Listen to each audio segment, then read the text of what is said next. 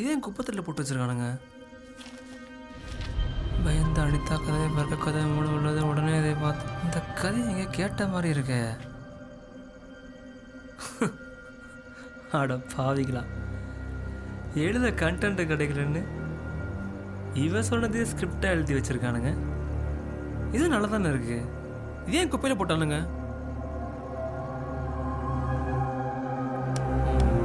நாளைக்குள்ளே இந்த கதைக்கு கிளைமேக்ஸ் எழுதி முடிச்சு மச்சானை இம்ப்ரெஸ் பண்ண வேண்டியதுதான்.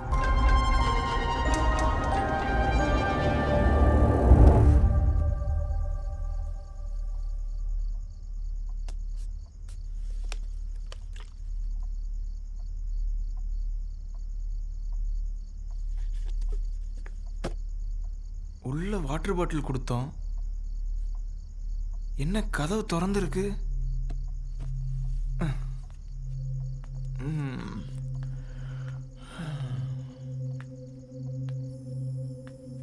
நான் தண்ணி எடுத்துக்கிறேண்ணா. எடுத்துக்கோடா.